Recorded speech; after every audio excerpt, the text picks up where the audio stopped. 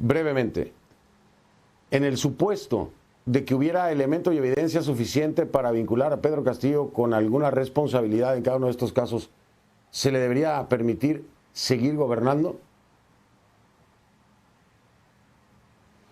Yo respondo con la Constitución en la mano, que es el juramento que hice cuando me titulé hace muchos años. La Constitución impide que al presidente Castillo se le pueda investigar, salvo por el caso de traición a la patria. Si no les gusta la Constitución, la tarea está en el legislativo, que se reforme. La Constitución es lo que es, no lo que algunos de la oposición quieren que sea.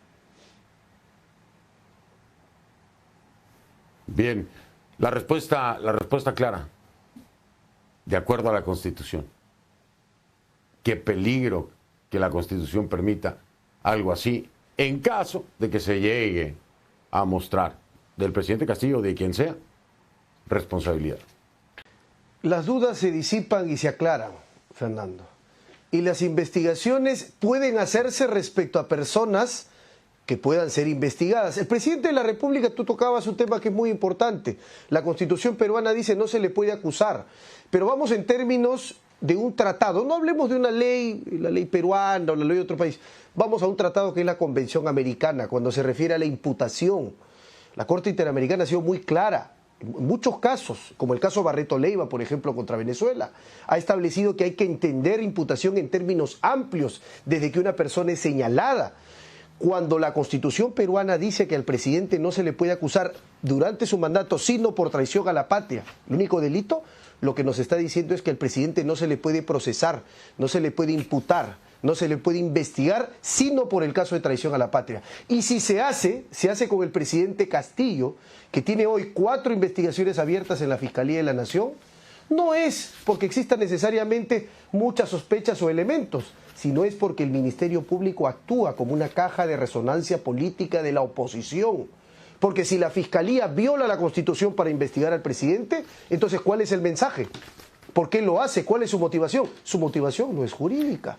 Está traspasando la Constitución para tener al presidente investigado y lo que está generando es zozobra, caos y desgobierno.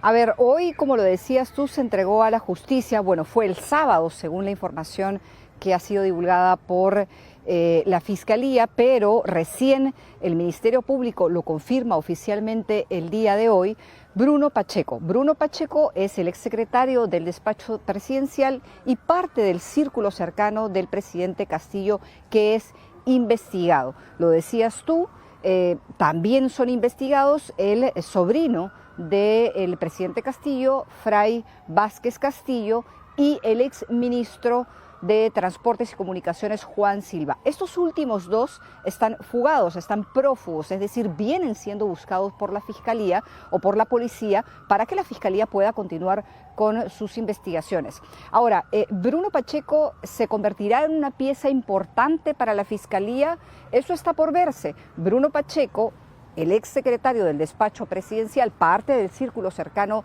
de Castillo, tenga probablemente información importante que darle a la Fiscalía. Eso lo veremos en los próximos días o semanas, si es que finalmente la Fiscalía decide divulgar o si finalmente a través de los medios de comunicación podemos conocer un poco más de qué le diría o qué le dirá Bruno Pacheco a la Fiscalía. Porque es importante lo que él tiene que decirle, porque Bruno Pacheco está involucrado en casos o en los casos en los que también es investigado el presidente Pedro Castillo. Uno de los principales, el caso de Puente Tarata, por el que, como lo decías tú, se le acusa a Pedro Castillo de supuestamente liderar una organización criminal que entregó obras públicas de manera ilícita. Y contestando a tu pregunta, ¿qué pasará con Pedro Castillo? Las salidas constitucionales que existen, la mayor parte de ellas están en manos del Congreso, es decir, una vacancia que ocurrió ya, por ejemplo, con el expresidente Martín Vizcarra, aunque la misma ha sido también criticada, digamos, por algunos constitucionalistas, porque la misma se llevó a cabo como un juicio político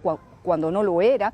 Está también otra salida constitucional, que es la acusación política o el impeachment, como se conoce en los Estados Unidos. Está la posibilidad de adelanto de elecciones, pero estas 3 soluciones están en manos del Congreso y el Congreso no ha conseguido en el pasado los votos para poder apartar a Castillo de la presidencia de la República. Una última salida sería una eventual renuncia del presidente de la República y una salida adicional que es reciente y es de la cual recién están hablando algunos abogados, constitucionalistas, ex procuradores, es el hecho de que la Fiscalía pudiera eventualmente pedirle al Poder Judicial una suspensión al presidente de la República, que debería ser aprobada, como te decía, por la justicia, por el Poder Judicial.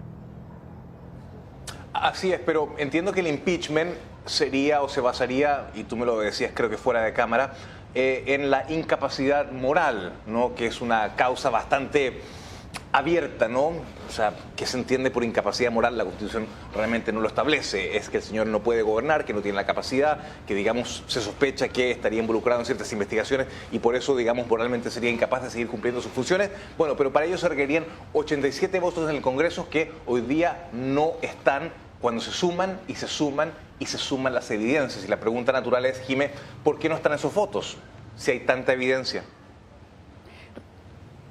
Sí, recordarás que en la época de Martín Vizcarra, el expresidente fue al Tribunal Constitucional a pedirle que esclareciera, que acotara el término de qué era incapacidad moral. Esto en lo que se refiere a la vacancia presidencial, es decir, a un presidente, según la Constitución, se le puede vacar por supuesta incapacidad moral. Para eso, como tú decías, se necesitan 87 votos. Para el impeachment, que es la acusación constitucional, que es otro proceso en el legislativo, se necesitan menos votos, pero el proceso es largo y de hecho se inició ya uno en el Congreso de la República por supuesta traición a la patria, esto por las respuestas que el presidente Pedro Castillo en su momento le da a Fernando del Rincón en conclusiones en CNN cuando se le pregunta sobre la posibilidad de darle salida al mar a Bolivia.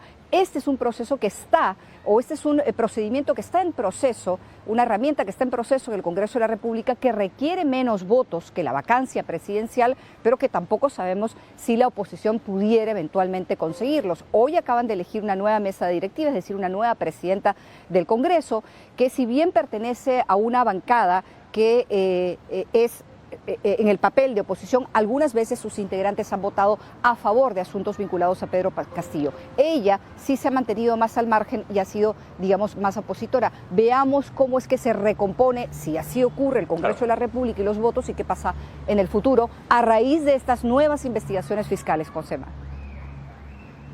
Básicamente, la Fiscalía no tiene demasiado que hacer y el Congreso, la verdad es que tiene en sus manos el futuro del presidente, pero también hay una cosa adicional. El presidente, digamos, si el Congreso llega a vacar al presidente, entiendo, Jimé, y muy brevemente, que el Congreso también se tiene que ir. Entonces la pregunta es, ¿los congresistas están dispuestos a irse eventualmente con el presidente y a enfrentar una nueva elección, dejar sus bancas? Entonces, claro, la suerte de los congresistas también estaría atada, desde el punto de vista político y la extensión de sus cargos, a la suerte del Congreso, ¿no? La respuesta es sí y no. Sí, algunos congresistas están dispuestos a irse, no, algunos otros dicen que no lo harían. Y hay dos interpretaciones de la Constitución. La Constitución lo que dice es que hay que convocar elecciones generales. La mayoría de constitucionalistas interpreta esto como que las elecciones generales comprenden a presidentes y congresistas. Algunos congresistas no interpretan así y dicen que si en el caso del presidente Castillo se tiene que ir o es vacado o es acusado constitucionalmente, quien tendría que irse es él como presidente y no el legislativo. Y última pregunta, muy cortito, ¿por qué no asumiría su vicepresidenta? Dina Boluarte en algún momento dijo que ella renunciaría si Castillo es vacado. Sin embargo, días atrás, en una conferencia con la prensa extranjera acreditada en el Perú, donde estuvimos nosotros, ella dijo que eso lo dijo en otro contexto, en otra coyuntura, cuando se le pretendía vacar al presidente por asuntos que, no tenían nada que ver en ese momento con la posibilidad de que el presidente se fuera. Ahora ella dice que se quedaría, pero ella también, Josema, tiene una denuncia constitucional en el Congreso y por lo tanto también podría ser restituida.